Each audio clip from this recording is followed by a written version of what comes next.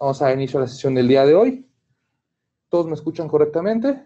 Por favor de responder con un sí en el chat para asegurarnos de que el audio se escucha correctamente. Perfecto. Hola, muy buena tarde a todos. Bienvenidos a una sesión más de este entrenamiento continuo México contra COVID. El día de hoy tenemos el gusto de presentarles a la doctora Gabriela Becerril Trejo. Ella es médica cirujana por la Facultad de Medicina de la UNAM. Es pediatra por el Hospital General de México. Ella hizo la subespecialidad en nefropediatría en Centro Médico Nacional 20 de noviembre del ISSSTE. Es maestra en Administración de Hospitales y Salud Pública por el Instituto de Estudios Superiores en Administración Pública. Además, es profesora titular de residentes de pediatría. Actualmente, labora en el Hospital General de Zona número 3 del IMSS, en San Juan del Río, en Querétaro, en el Departamento de Pediatría. Doctora Becerril, qué gusto que nos acompañe el día de hoy con nosotros. Le cedo los micrófonos para que inicie la sesión del día de hoy, doctora. Buenas tardes.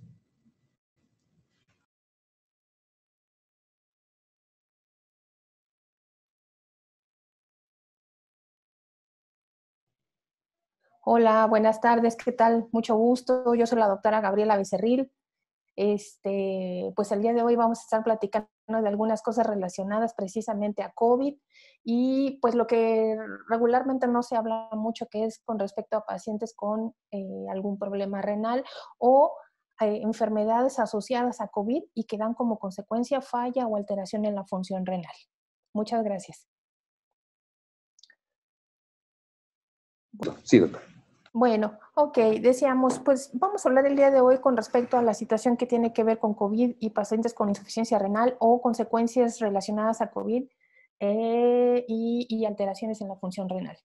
Bueno, como todos sabemos, el COVID es una enfermedad que pues prácticamente nos tomó a todos por sorpresa, no contábamos con esta situación, lo cual ha condicionado un reto muy importante de tipo sanitario. ¿Por qué? Porque los hospitales no cuentan con la infraestructura necesaria, ni tampoco todo lo que es el servicio de salud, no cuenta con toda la infraestructura necesaria para pues tratar este tipo de situaciones, las cuales de por sí ya se encontraban con alguna deficiencia. Entonces, bueno, pues el hecho de la presencia de COVID llega a ser pues un poquito más importante esa situación de reto. ¿Por qué también es un reto social? Bueno, pues porque prácticamente nosotros tenemos que estar adecuándonos a esta situación. ¿A qué tipo de alteraciones nos referimos con un reto social? Bueno, en el caso de los niños, el hecho de que no vayan a la escuela, el hecho de que ya no convivan con sus amigos. En el caso de los adultos, pues el cambiar la forma en cómo trabajamos, en cómo nos pues relacionamos con otro tipo de personas. Es un reto también económico, puesto que la cantidad de dinero que se tiene que invertir para esta situación de emergencia de salud, pues ha sido muy alto. Y no nada más para cuestiones de salud, sino también para una cuestión de tipo social. Por ejemplo, yo que me dedico a ver niños, pues actualmente la situación de tener que tomar clases por una computadora, por un teléfono celular, hay poblaciones donde no hay ni siquiera energía eléctrica. Entonces todo eso pues trae como consecuencia que tengamos ahí pues un reto también, ¿no? La forma en cómo estamos viviendo, entonces el aislamiento, decíamos, la poca convivencia en muchas de las ocasiones y principalmente el año anterior con nuestros seres queridos, con nuestros niños, pues eso también ha sido un reto. Y bueno, pues esto ha sido una investigación que se ha tenido que realizar de forma urgente. Prácticamente los pacientes que tienen COVID, pues en un inicio, pues muchos de los tratamientos, y creo que todavía hasta la fecha, han sido a base de tratamientos empíricos. Y esos tratamientos empíricos pues se han dado con respecto a lo poco o mucho que podemos conocer con respecto a alguna de las enfermedades que más se pudiera parecer, a tratar de mejorar la situación en ese momento, pues de estabilizar a nuestros pacientes. Entonces, en general, es un reto muy importante.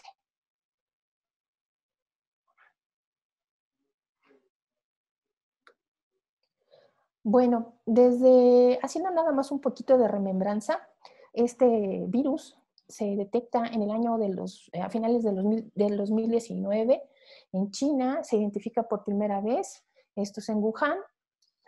Posteriormente, para el primer mes del año 2020, ya se anuncia que es como una de que la causa de esta enfermedad es un coronavirus y se le conoce como el SARS-CoV-2. Posteriormente, para el mes de febrero, ya se le da un nombre y ahora sí es COVID-19. Y para el mes de marzo del 2020 ya se declara como una pandemia relacionada a SARS-CoV-2. Ustedes ya son expertos en este tipo de situaciones, en este tipo de todo lo que se trata con respecto a COVID. Nada más para recordar, pertenece a la familia de Coronaviridae, afecta a aves, mamíferos y pues muchas veces puede afectar a humanos, esto cuando existe un tipo de mutación. Su periodo de incubación pues varía, puede ser desde un día hasta 12 días y medio aproximadamente, con un promedio aproximado de 5 a 6 días. Recordemos que el principal sitio más bien la principal forma de contaminación o de contagio es por gotas y el segundo por contacto directo. En México, hasta principios de este año, esto es algo reportado por el Instituto Nacional de Pediatría, reportan que había un total de 1.609.735 pacientes contagiados, con un total de defunciones de 139.000 aproximadamente. Siendo los niños, niñas, adolescentes, pues hasta, decíamos, principios de este año, un total de 40.770 casos y no había reportes de defunciones. En el caso de los niños, pues se ha reportado que efectivamente no hay como un grupo etario en específico al cual se estuviera afectando a estos pacientes. Puede ir desde la etapa neonatal hasta la etapa de adolescente. ¿Qué es muy importante en este tipo de pacientes? Bueno, pues tener pues hay que estar vigilando. El cuadro clínico va a ser un poquito diferente con respecto a los adultos. Por ejemplo, en el caso de los recién nacidos, que ahorita lo vamos a comentar, pues también ha habido estudios donde demuestran que el método de transmisión casi siempre es perinatal, pero pues no hay así como una razón, un estudio así como muy concreto que reafirme esto que estamos diciendo. En países donde hay una alta incidencia de infecciones, pues más o menos la cantidad de niños que llegan a presentar infección por COVID es de 2 a 4% del total de los pacientes contagiados. Los niños normalmente se contagian por un contacto que existe en casa, un contacto directo. Entonces, pues sí es muy importante tener en cuenta que si yo tengo signos o síntomas relacionados a COVID, pues tenga mucho cuidado porque hay muchas posibilidades de que yo contagie a mi familia, entre esos a los niños. Que el niño regularmente no va a presentar, como estamos acostumbrados, datos de insuficiencia respiratoria como pudiera ser en el adulto. Algunos autores, por ejemplo, en Shanghái, Kai comenta que pues más o menos hasta principios del 2021 había un reporte de 10 casos de niños que ameritaron hospitalización por un curso grave de la enfermedad. Y otro autor en China reportaba aproximadamente 2.153 casos también al inicio del 2021 y siendo los más afectados, pues en este caso los adolescentes, pero no estaban como muy seguros si efectivamente era una casuística realmente que representara que los adolescentes fueron los más afectados por esta situación. Comentábamos, los recién nacidos, la transmisión perinatal pudiera ser como la más frecuente, pero entra en controversia, puesto que no hay datos de verdad que puedan afirmar esta situación.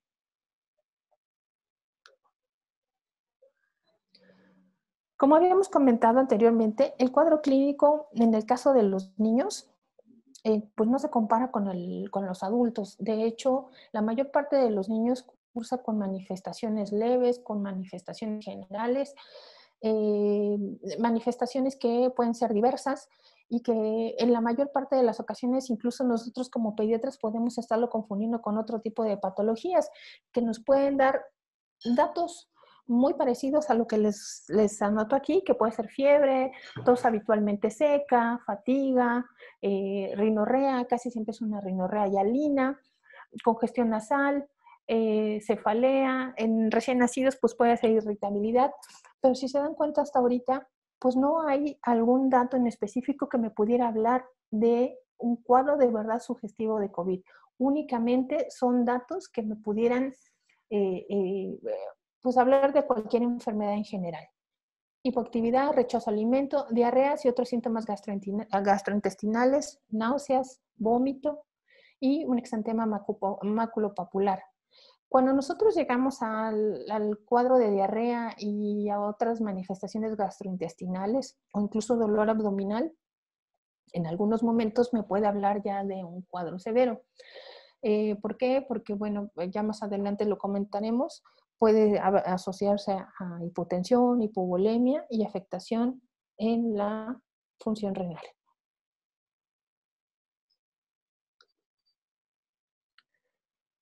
Bueno, en el caso de los chiquillos, vamos a ver que pues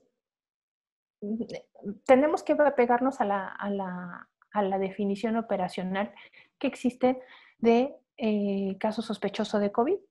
Entonces, pues según la Dirección General de Epidemiología de aquí de México, pues dice que un caso sospechoso de COVID va a presentar este tipo de signos y síntomas, que son muy parecidos a los adultos.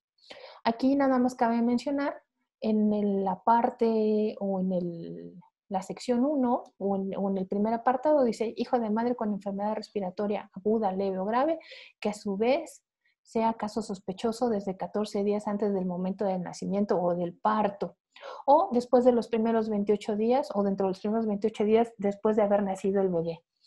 Eso es importante tomarlo en cuenta por la situación de los recién nacidos que pudieran presentar COVID.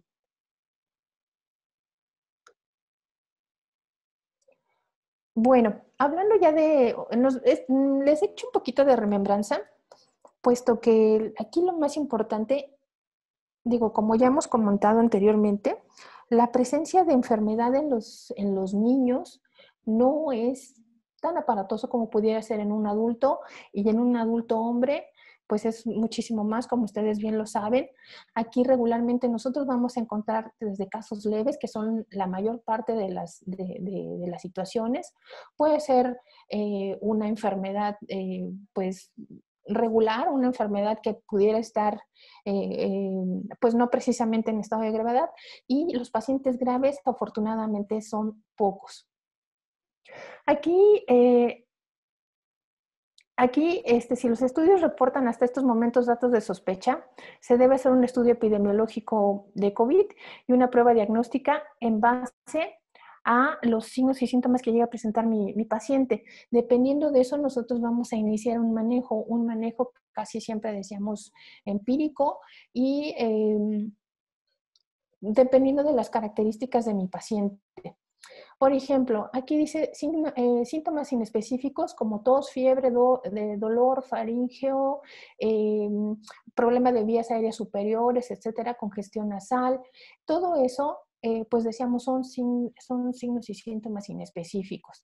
Cuando ya hablamos de neumonía o en una neumonía grave, pudiéramos estar pensando en alguna situación donde se necesite a lo mejor ya hospitalización y vigilancia de nuestros pacientes dentro de una unidad hospitalaria, manejo de líquidos, toma de radiografías, toma de exámenes de laboratorio, principalmente biometría hemática, proteína C reactiva, todo lo que son reactantes de fase aguda, como pudiera ser procalcitonina, etcétera.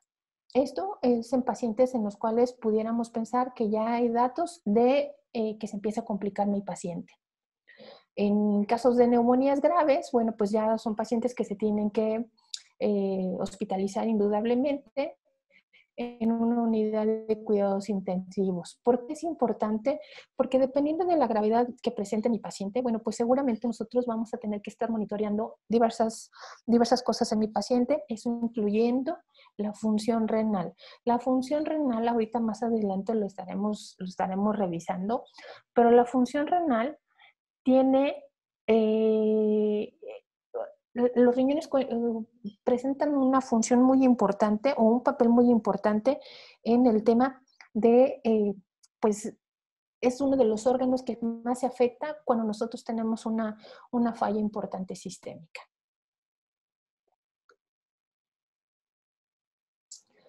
Dentro de la fisiopatología que nosotros vamos a presentar en nuestros niños con COVID, y bueno, esto no excluye a los adultos, vamos a ver que, pues efectivamente, como ustedes ya lo saben, es una afección viral que afecta principalmente las vías respiratorias bajas. Ahorita vamos a comentar por qué. Y en casos severos, pues un síndrome inflamatorio sistémico y pues fenómenos trombóticos, como ya lo conocemos. ¿Qué es importante saber?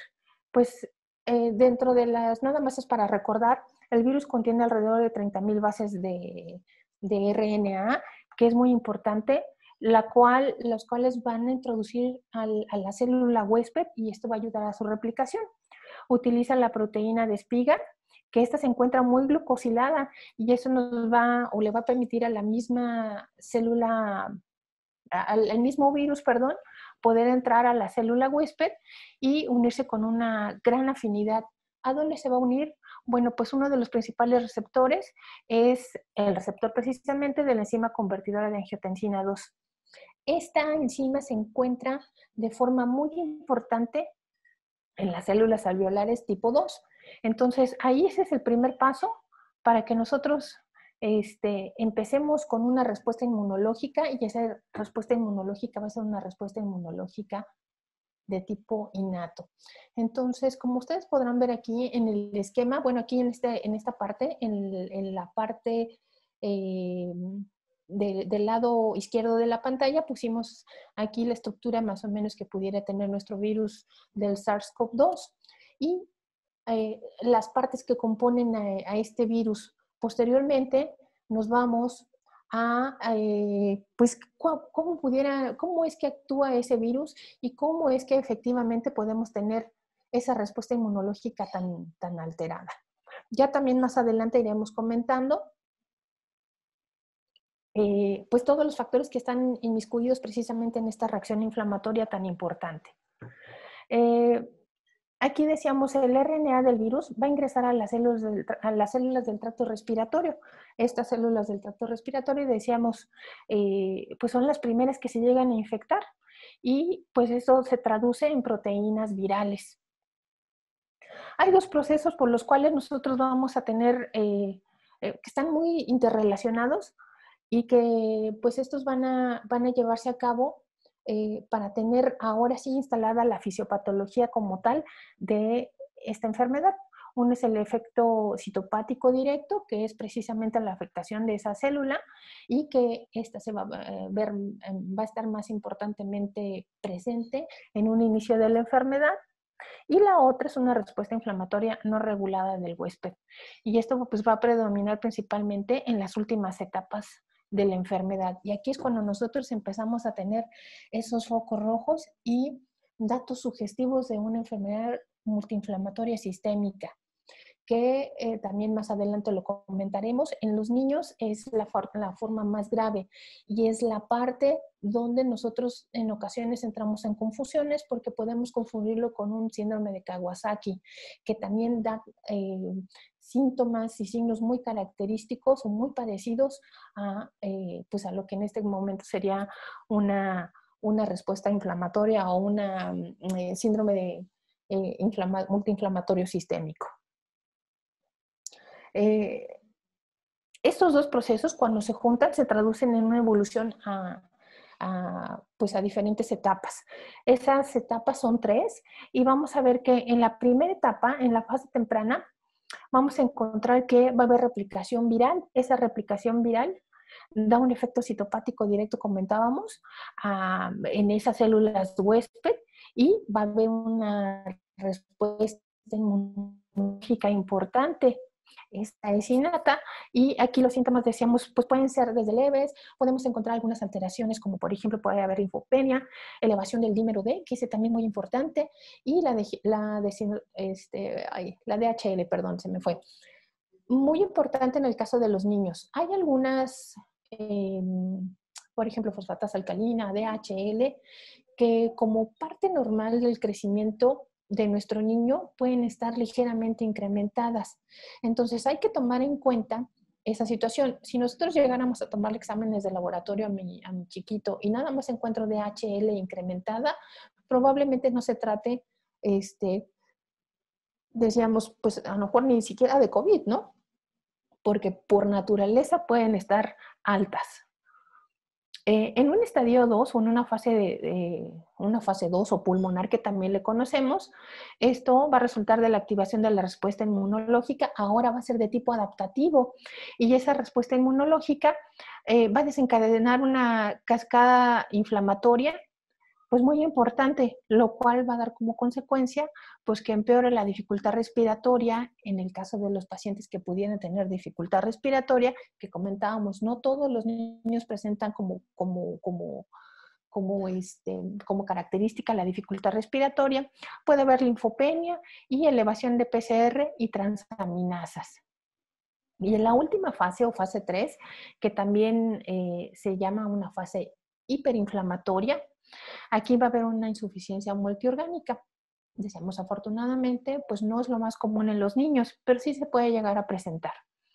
Esta fase puede ser fulminante. Podemos aquí ver que la situación pulmonar puede empeorar. La respuesta inmunológica aquí totalmente se encuentra descontrolada. Y pues esto va a condicionar pues lo que ya conocemos como el síndrome de tormenta de citocinas.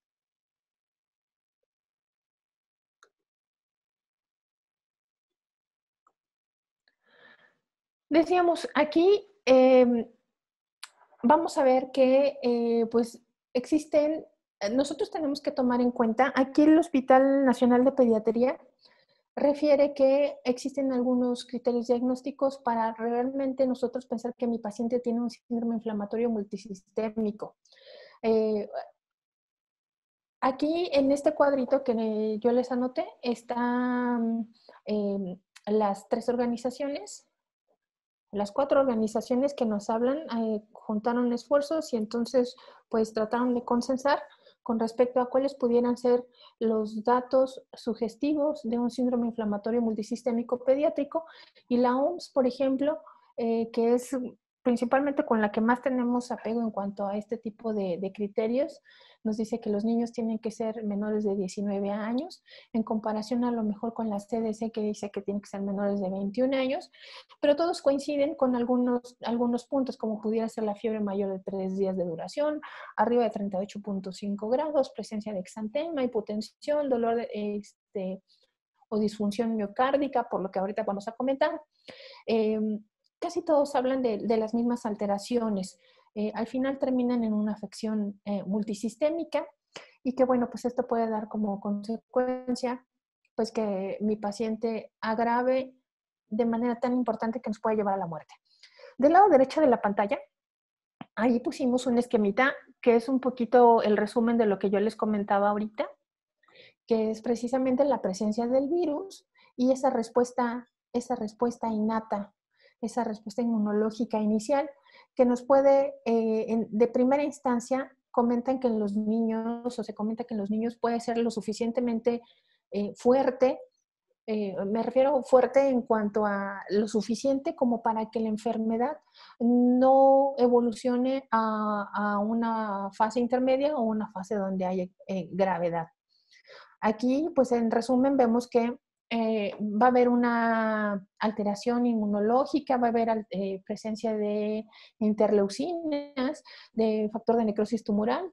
Decíamos esa hiperrespuesta inflamatoria, hiperrespuesta inmune, pues va a dar como consecuencia, pues decíamos, manifestaciones a nivel meningio, ventricular, pulmonar, puede haber problemas hepáticos y renales. Las citocinas proinflamatorias, por ejemplo, factor de necrosis tumoral, interleucina 1B y C, así como el factor estimulante de colonias, macrófagos, etcétera, se van a encontrar muy elevados. Entonces, eso es algo que tenemos que tomar muy en cuenta. A ratito que llegamos a la parte de riñón, pues les recuerdo, el glomérulo, una de sus funciones es precisamente detectar o recibir complejos antígeno-anticuerpo, principalmente en la región del mesangio.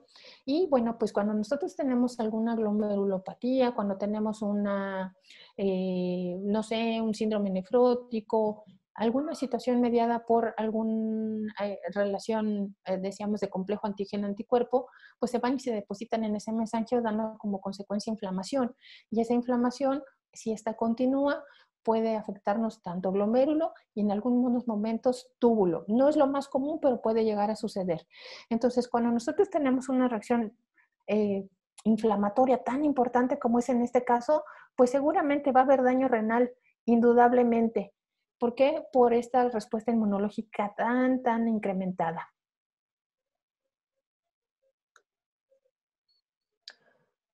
Bueno, pues decíamos, la definición de la CDC, de la Academia Americana de Pediatría, de la OMS, pues nos habla de que este tipo de, ya cuando estamos hablando de una fase 3, de una fase donde tenemos un síndrome de inflamación importante, un síndrome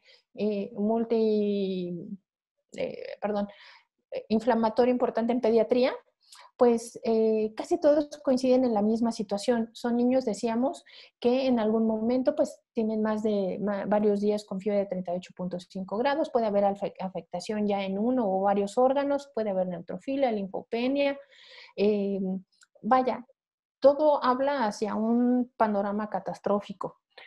¿Qué más se necesita saber en este tipo de cosas para nosotros poder llegar al diagnóstico de una enfermedad inflamatoria sistémica o multisistémica?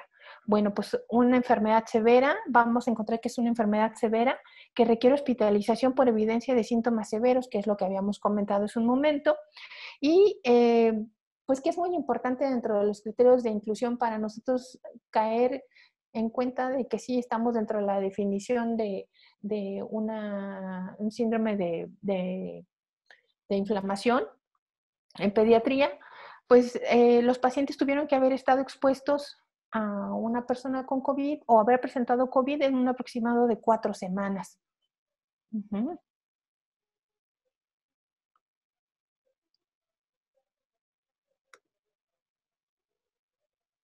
Aquí nuevamente tenemos varios estudios. Estos estudios se llevaron a cabo en diferentes lugares del mundo, principalmente primer mundo. Si se dan cuenta, la mayor parte son estudios ingleses, estudios que pudieran, no se parecen tanto a la población latina, excepto por el estudio que se realiza en Brasil. Esto, pues nada más es como para corroborar efectivamente que los datos clínicos, la sintomatología, la evidencia que tenemos por laboratorio, pues coincide para pensar en que tenemos una alteración multisistémica en nuestros pacientes.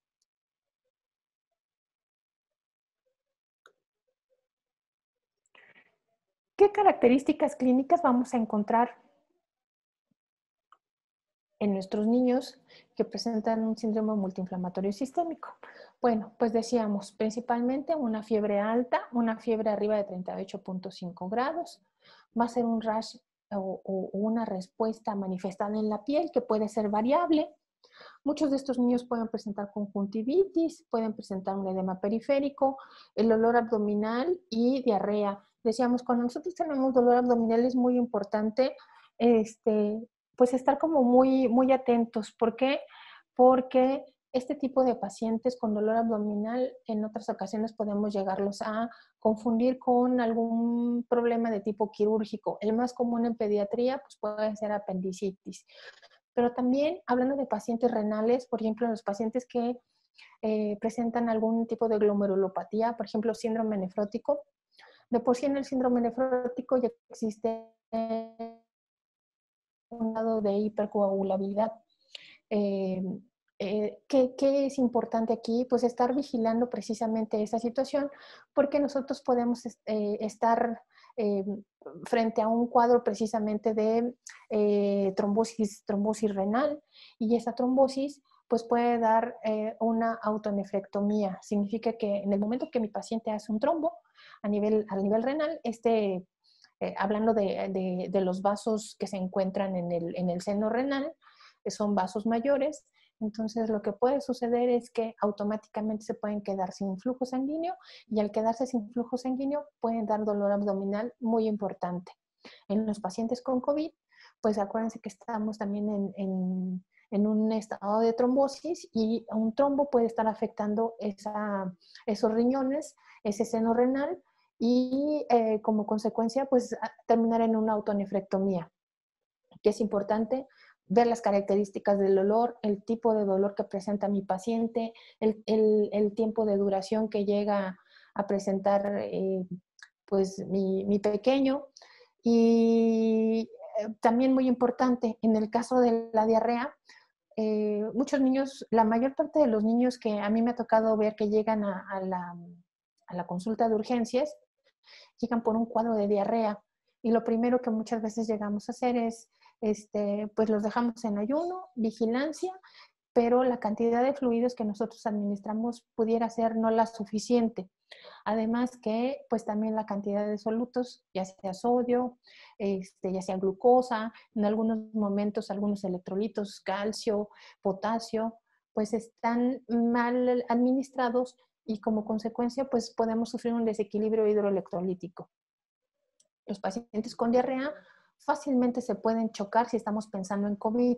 ¿Por qué? Porque como habíamos comentado previamente, podemos tener, si estamos pensando en una fase 3, que este tipo de pacientes tengan también alguna afección ventricular secundaria a ese COVID. Entonces, si tenemos afección ventricular, bueno, afección en el corazón, afección ventricular, y además pues un estado donde estamos perdiendo líquido, como es en la diarrea, pues esto puede motivar que efectivamente lleguemos a un cuadro de insuficiencia renal aguda, y que esto pues pueda ser tan importante que ya no revierta. Decíamos, pues es muy importante ver que mi paciente, bueno, pues primero la dificultad respiratoria, decíamos, no siempre se presenta en el caso de los niños, casi siempre se va a presentar en una fase 3 o en una fase donde ya tenemos el síndrome multiinflamatorio sistémico, y es cuando ya tenemos, pues prácticamente estamos llegando a una parte donde hay falla, pues decíamos incluso respiratoria, pero esa, decíamos, no es lo más común como en el caso de los adultos. Hipotensión y choque, decíamos, puede ser por el desequilibrio hidroelectrolítico que se puede presentar en mi paciente, y por la disfunción ventricular que se tiene que demostrar principalmente por ecocardiograma. Decíamos, muchas veces este tipo de problemas pueden dar como consecuencia una patología, bueno, un cuadro, un diagnóstico diferencial con Kawasaki. Kawasaki también puede presentar este tipo de alteraciones, como cuáles: alteraciones ventriculares y alteraciones en la arteria coronaria.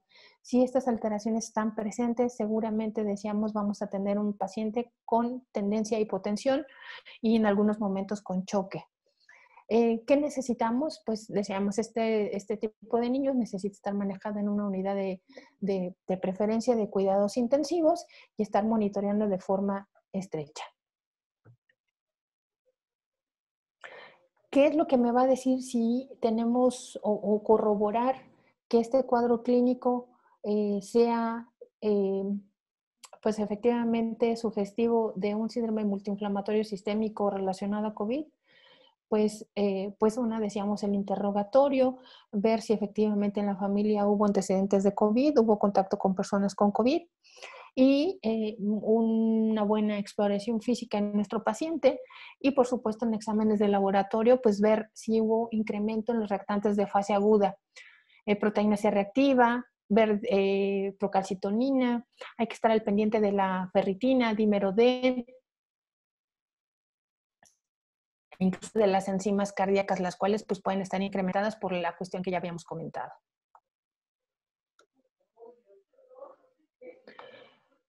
¿Cuál es la patogénesis de nuestro síndrome multiinflamatorio sistémico? Pues es la siguiente. Todavía, como habíamos comentado en un inicio, este tipo este virus no nos ha dicho todo. Todavía quedan muchas cuestiones pendientes con él para seguir investigando. También así los efectos secundarios, también así las consecuencias, las complicaciones y pues todo lo que se presenta relacionado a este virus. Con respecto a la patogénesis, pues no estamos todavía al 100. En las últimas investigaciones que se han hecho, pues prácticamente no hay todavía cosas claras. Esto que sacamos fue apenas del mes de julio y pues todavía no hay como una certeza en cuanto a la patogénesis. ¿En qué es lo que se intuye o qué es lo que se está pensando? Pues que conforme así como se ha ido comportando este virus, pues que ocurre como una respuesta secundaria anormal a la presencia de este virus. Decíamos, esta respuesta secundaria en el caso de los niños es muy parecida a los pacientes que presentan Kawasaki. Los pacientes que presentan Kawasaki tienen ese exantema, tienen fiebre más de 38,5 grados regularmente, dura más de 5 días, pueden tener afecciones cardíacas y se relaciona a una cuestión de alteración inmunológica. Entonces hay que tener muy claro esa situación.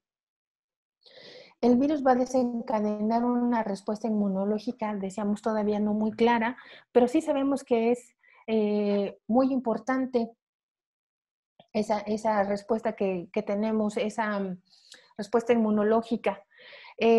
¿Por qué son menos susceptibles los pequeños a problemas respiratorios? Pues precisamente porque tenemos un sistema inmunológico un poquito diferente en el caso de los niños a los adultos. Esa respuesta inflamatoria innata es lo suficientemente adecuada, pudiéramos decirlo, para que detenga la replicación del virus y para que no existan o que no lleguemos a una fase 2 o una fase 3 de la enfermedad.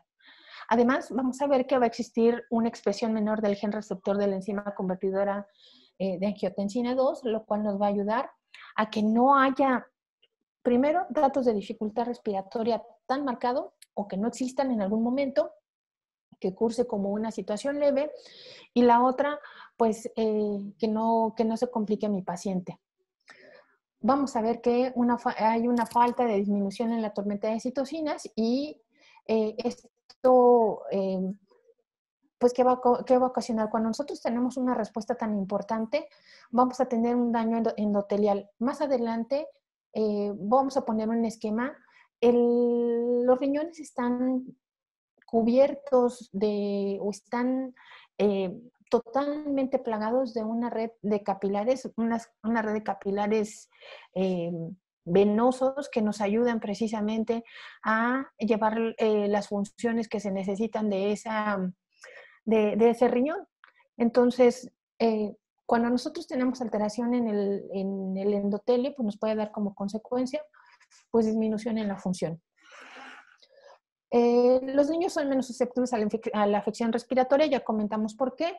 La enzima convertidora en angiotensina, pues ya comentábamos hace un momento, no está pues tan afectada.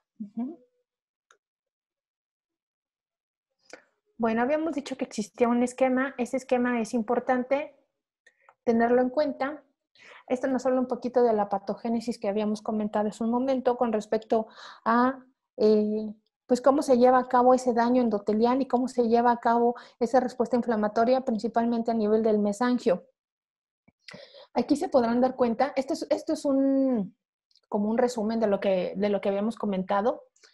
Decíamos, la respuesta es muy compleja a nivel de los riñones. El papel del sistema inmunológico todavía no es clara, precisamente a nivel tubular y a nivel glomerular, pero se sabe que la respuesta es anormal y pues el virus, ¿qué es lo que causa? Una falla tubular, causa también falla en los podocitos, le llamamos podocitopatía y un proceso inflamatorio agregado.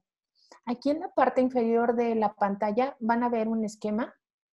Aquí tenemos un glomérulo, tenemos arteria aferente, eferente, y aquí hacen un corte pues sagital de ese glomérulo y vamos a ver que se encuentran, decíamos, el penacho glomerular, que está cubierto precisamente por los podocitos y los pericelos. Perdón, donde existen las afecciones principalmente en los podocitos. Aquí puede haber fusión, puede haber inflamación, ¿sí? Y consecuentemente, pues, disfunción de los mismos. Esto relacionado a alteración volvemos a lo mismo, en la respuesta inflamatoria. Estos podocitos están cubriendo a su vez parte del vaso, los vasos, en este caso, pues los capilares que se encuentran dentro del glomérulo. Y esos glomérulos, esos vasos, pues aquí tenemos otro esquema donde vamos a ver que está el vaso y está el endotelio. El endotelio es la parte interna de esos vasitos y ese endotelio se ve afectado precisamente por esa respuesta inflamatoria. ¿Qué sucede aquí? Pues decíamos, el virus activa esa respuesta inmunológica, primero innata, primero pues que no nos va a dar mucha sintomatología, pero pasando el tiempo, esto puede complicarse y darnos la famosa tormenta de citocinas que decíamos, pues la respuesta inmunológica está desatada. Esto, pues a su vez, pues decíamos, va a alterar o va a tener totalmente activo la presencia de macrófagos, de linfocitos, de neutrófilos, de células T. Y por último, comentábamos aquí, pues el endotelio, la misma inflamación nos lleva a un estado de disfunción. Este capilar, así como puede estar presente, decíamos, todo lo que es rico en capilares, decíamos riñón, que es mi especialidad, o puede ser a nivel cerebral, o puede ser a nivel pulmonar, todo lo que es rico en capilares se puede ver afectado. ¿Por qué? Por ese proceso que decíamos, donde se altera esa estructura endocapilar o esa estructura interna de los capilares. Entonces, esa parte del endotelio pues se ve muy afectada y pues nos puede llevar, por ejemplo, en el caso de los riñones, a una insuficiencia renal aguda, a una necrosis tubular, a una glomerulopatía, e incluso a la isquemia, que es lo que habíamos comentado, cuando nosotros tenemos un estado trombótico muy importante o cuando tenemos un estado de inflamación tan importante como puede ser en la fase 3.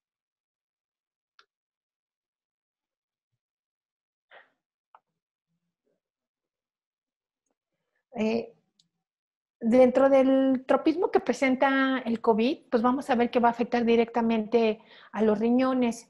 ¿Por qué comentábamos que uno de los órganos más afectados son los riñones? Pues esto es por la presencia de la proteína que decíamos la glicoproteína, de espiga, que se une a los receptores de la enzima coarmitidora de angiotensina 2.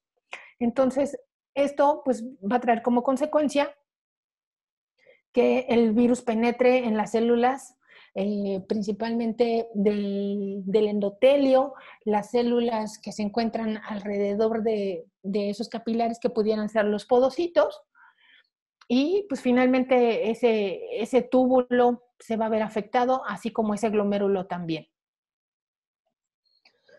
Aquí, en este esquema que les acabo de poner, pues otra vez es como un resumen, ¿no? Vamos a ver que una vez que nosotros tenemos nuestra presencia del virus, que ya hubo una afectación renal, pero que también ese virus ya viajó por el torrente sanguíneo y que ya ocasionó un estado de inflamación tan importante, pues vamos a tener como consecuencia una alteración en la función renal. ¿Cómo se va a manifestar también? como un estado de acidosis, acidosis o acidemia. Si nosotros no sabemos en el caso de los niños cómo administrar fluidos, pues también podemos perpetuar que esa acidosis o esa acidemia se continúe y esto a su vez ocasiona mayor daño hablando a nivel de los riñones. Vamos a ver que va a haber, que ya habíamos comentado, una hiperfunción precisamente de esa interleucina, principalmente la C. Y bueno, pues a nivel de otros órganos, pues vamos a ver que va a haber hipoxia. Esa hipoxia también afecta a nivel de los riñones, porque al haber hipoxia, nuestras arteriolas, tanto aferentes como eferentes, tienen que manipular, tienen que regular ese flujo que hay dentro de los riñones para tratar de mantener lo más posible pues ese flujo intrarrenal. Cuando nosotros tenemos hipoxia, pues esa función de regulación pues no es adecuada. El hecho de que yo tenga una disfunción cardíaca, una disfunción pulmonar, pues también nos causa problemas a nivel renal. Y pues si le aunamos que mi paciente está en una ventilación mecánica que puede incrementar la presión en mi paciente por estrés, por la misma situación de la cantidad de volumen, o en el caso de pediatría, en algunos momentos la presión que necesita para mejorar esa ventilación, pues esto incrementa el bajo volumen que puede haber a nivel renal. Como consecuencia, pues, ¿qué puede haber? Pues falla. Ahora, ¿qué otras cosas interfieren también en que yo afecte esos riñoncitos? Pues presencia de procesos infecciosos agregados. En el caso de los niños, en el caso de los lactantes y recién nacidos, pues una sepsis que puede ser asociada a la atención médica o a la atención hospitalaria, y la otra, si la mami tuvo algún antecedente, que, no sé, infección de vías urinarias, cervicovaginitis, alguna enfermedad, infección más que enfermedad, alguna infección relacionada a la situación perinatal, pues eso afecta a mi bebé. Entonces nosotros tenemos que utilizar en la mayor parte de esos casos, pues medicamentos. Y si desconocemos cuáles medicamentos podemos utilizar en pacientes que pudieran tener ya un compromiso renal, pues muchas veces administramos medicamentos nefrotóxicos. Y esos medicamentos nefrotóxicos, como su nombre lo dice, pues afectan más pues esos riñones, lo cual perpetúa que mi paciente pues no mejore y que nos lleve a una falla multiorgánica. Decíamos, en el caso del COVID con procesos infecciosos agregados y nefrotoxicidad por uso de medicamentos, pues podemos tener daño glomerular, principalmente decíamos por afectación en el endotelio, daño por coagulopatía, daño a nivel tubular, porque así como habíamos comentado, pues no nada más el endotelio está a nivel del glomérulo, sino parte de ese proceso inflamatorio pasa por los túbulos y pues prácticamente puede llegar a alterar a esos riñoncitos. Y como último, pues alteraciones, si nosotros volvemos a lo mismo, no sabemos cómo administrar fluidos en el caso de los niños, pues nos puede dar como consecuencia eh, eh, problemas electrolíticos, como cuáles, pues hipocalemia. Muchas veces decimos, no le vamos a poner, no sé, potasio al pequeño porque no ha orinado y resulta que a lo mejor estuvo vomitando tanto o tuvo tanta diarrea que pues lo que necesitamos administrar es precisamente potasio. Y decíamos alteraciones electrolíticas. Si tenemos mucho vómito o diarrea, nos puede dar deshidratación y esa deshidratación llevarnos a un estado de hipernatremia o hiponatremia. Entonces, todo eso tenemos que tenerlo muy en cuenta. Y por último, pues decíamos, ¿cuál es el tratamiento que nosotros vamos a ocupar en pacientes que tienen COVID? Pues como ustedes lo saben muy bien, el tratamiento debe ser individualizado y va a ser determinado según la severidad de la enfermedad que tenga mi paciente.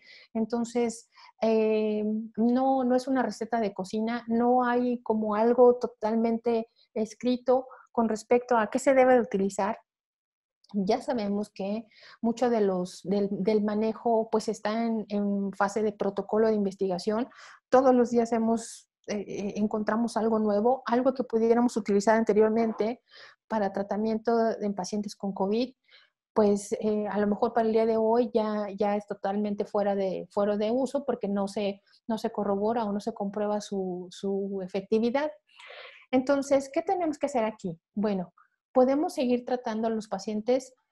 Primero hay que tratarles, bueno, sería más bien tratar todo en su conjunto, tanto la situación de la situación viral como las consecuencias, en este caso, de un estado donde tenemos un proceso multiinflamatorio muy importante. Entonces hay que tomar mucho en cuenta esta situación y más si ya tenemos afectación renal. Aquí les puse una tabla donde pues nosotros pudiéramos estar considerando algunos medicamentos para el tratamiento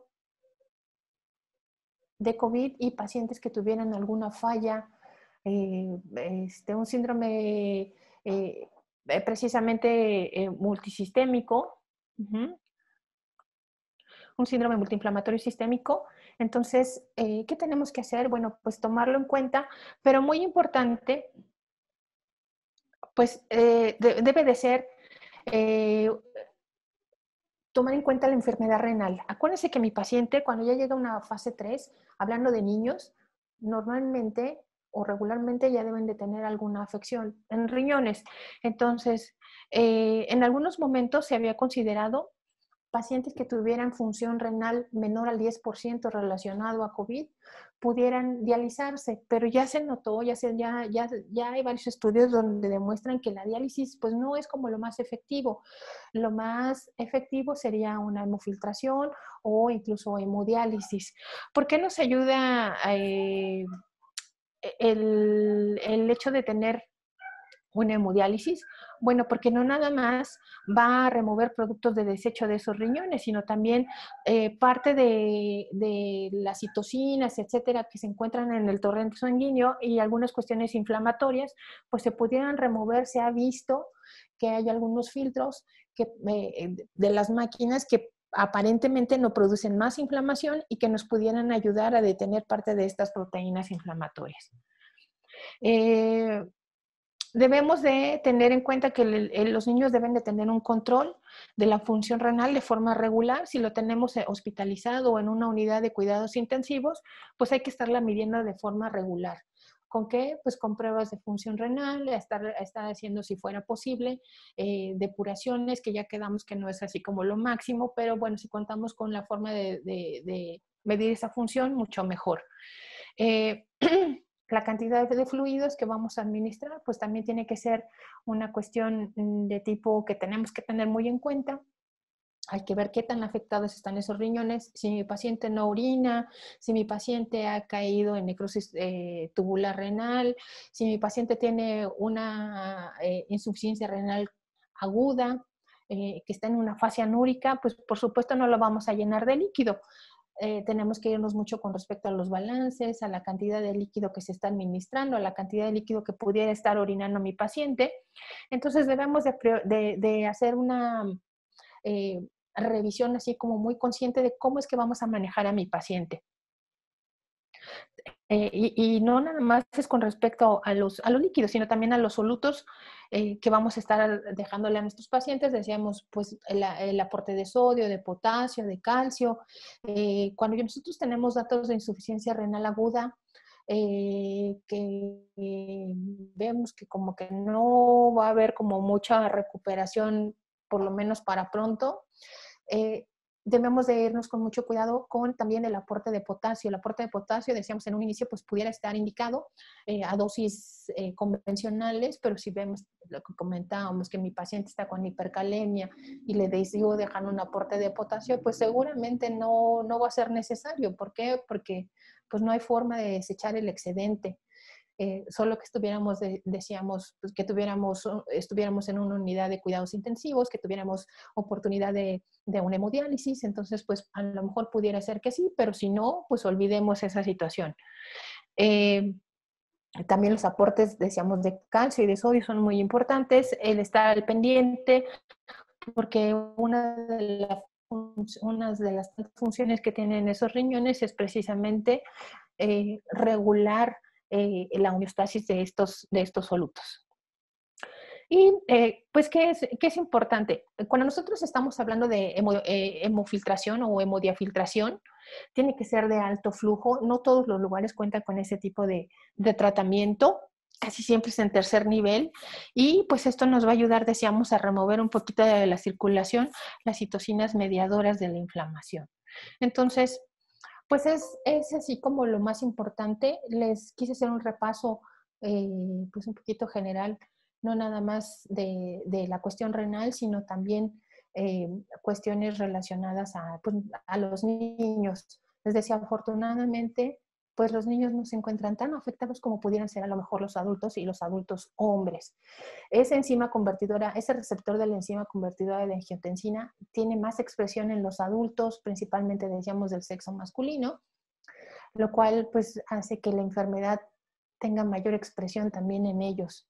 Así que afortunadamente no tenemos tantos reportes de casos. Sí me ha tocado ver 2 o 3 pacientes que incluso han fallecido por, pues yo creo que principalmente muchas veces por falla en la terapéutica o lo que comentábamos, pues no ponemos mucha atención en la administración de fluidos, no ponemos mucha atención en la función renal y estamos más preocupados por la situación respiratoria o por incluso me ha tocado ver hasta que por el exantema, pero lo demás no les importa como mucho. Entonces hay que verlo todo como en su conjunto, hay que valorarlo de manera pues muy, muy completa. Y por último, si tenemos pacientes que presentan algún tipo de patología de base nefrológica, decíamos alguna glomerulopatía, un síndrome nefrótico, pues hay que tenerlo como muy en cuenta porque este tipo de pacientes se puede agravar por la presencia del virus. Entonces, es importante que este tipo de pacientes sean vistos por el especialista y que en algún momento pues, nos puedan dar la valoración adecuada para ver si efectivamente necesitamos algún otro tipo de tratamiento agregado.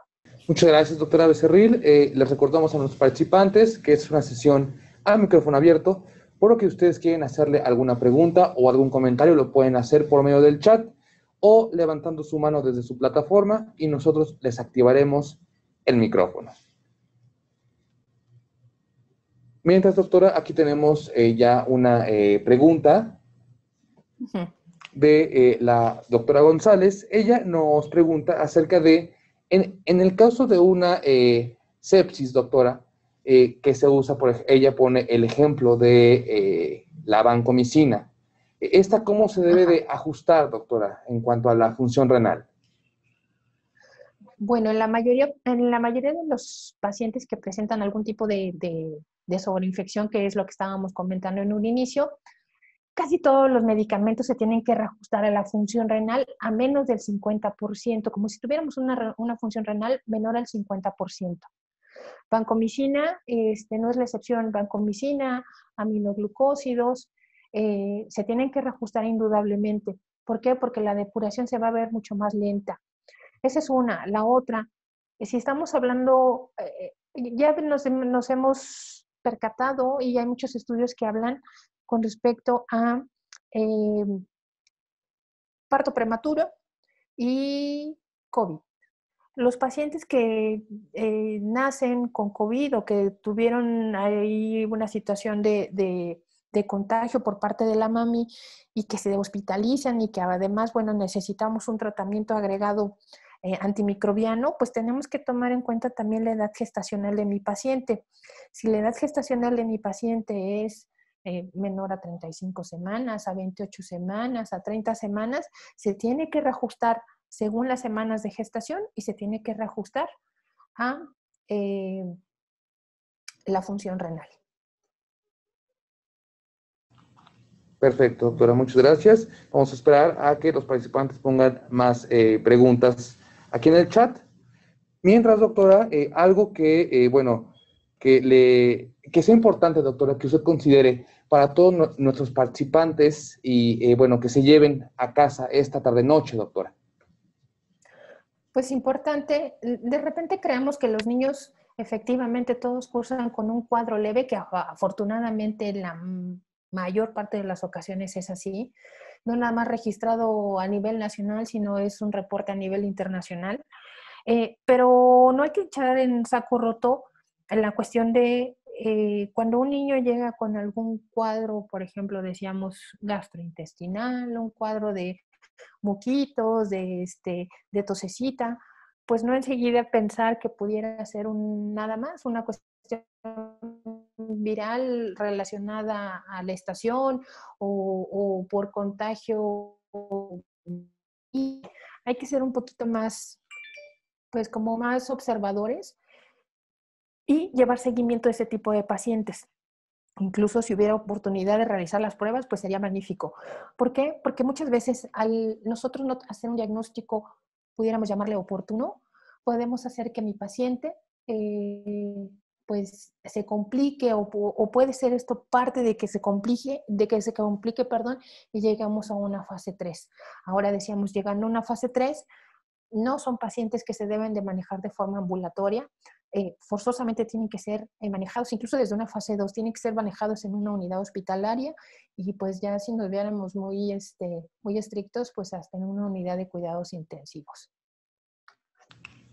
Perfecto, doctora, muchas gracias. Aquí también tenemos una pregunta ya del doctor Mendoza sobre el manejo de líquidos, doctora. Sabemos que es un tema muy importante, ¿no? En el caso del paciente con COVID-19, ¿cuál es, bueno, aquí nos preguntan que cuál es la mejor solución para el paciente pediátrico, doctora?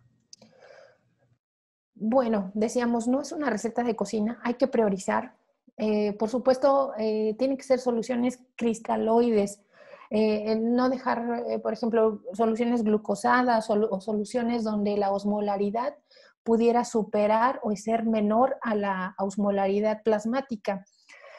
¿Por qué? Porque seguramente todo eso se va a extravasar, se va a ir a tercer espacio y va a condicionar mayor cantidad de, pudiera haber edema, pudiera haber mayor cantidad de sobrecarga de líquidos, entonces todo eso puede complicar a mi paciente. ¿Qué podemos utilizar? Pues casi siempre son soluciones fisiológicas, soluciones salinas al 0.9%.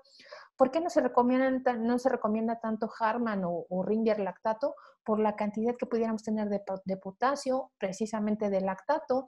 Entonces, el riñón o los riñones están en un proceso donde tenemos una situación de inflamación importante.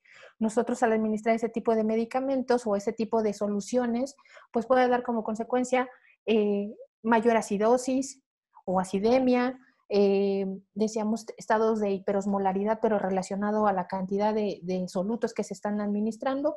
Yo creo que sería una solución salina y dependiendo de lo que requiera mi paciente. Decíamos, si es un paciente neonato, pues tenemos que dar un aporte de glucosa porque seguramente va a estar en ayuno, o incluso un paciente pediátrico o un paciente más grande, pues sí hay que darle un aporte de glucosa dependiendo de, pues hay que verlo todo en su conjunto, ¿no? Perfecto, doctora, muchas gracias. Aquí también tenemos otra pregunta sobre que si una infección de vías urinarias, doctora, puede ser la primera manifestación de un COVID. Sí se han reportado casos donde hay pacientes con insuficiencia, no es cierto, con infección de vías urinarias, pero muchas veces este tipo de pacientes tienen alguna cuestión inmunológica deprimida. Pueden ser pacientes diabéticos, pueden ser pacientes, en el caso de los pacientes pediátricos, alguna glomerulopatía, algún síndrome que pudiera estar afectando precisamente esa respuesta inmunológica. Eh, una de las manifestaciones pudiera ser infección de vías urinarias, no es la más común. Por supuesto, aquí se sugiere iniciar primero con el interrogatorio, ver si efectivamente hemos tenido contacto con personas infectadas de COVID, hemos tenido relación con ese tipo de pacientes y si es así, pues entonces hacer la exploración física completa, hacer el interrogatorio completo e iniciar con un tratamiento empírico. Si nosotros estamos pensando que mi paciente puede tener infección de vías urinarias, podemos iniciar, pues por ejemplo, ya no ocupamos tanto ni el trimethoprim ni la micacina porque se ha visto ya fuera del tratamiento, fuera del manejo de COVID, ya se ha visto que hay resistencias, entonces podemos iniciar con alguna quinolona. Ya está demostrado que en pacientes pediátricos, pues antes se pensaba que había afectación a nivel de los cartílagos de crecimiento. Eso ya está totalmente descartado, y más si es un tratamiento corto, un tratamiento que no lleva meses. Entonces podemos administrarlo. Perfecto, doctora, muchas gracias. Parece que ya no hay más preguntas en el chat, doctora. Muchas gracias, doctora, por haber estado hoy con nosotros. Una gran exposición, doctora. Nuestros participantes estuvieron muy contentos y muy entusiastas, doctora. Muchas gracias, doctora Becerril. Ay, no, al contrario, doctor Molina, muchas gracias por la invitación, y aquí estamos a la orden. Perfecto, doctora, muchas gracias. Y muchas gracias también a todos nuestros participantes.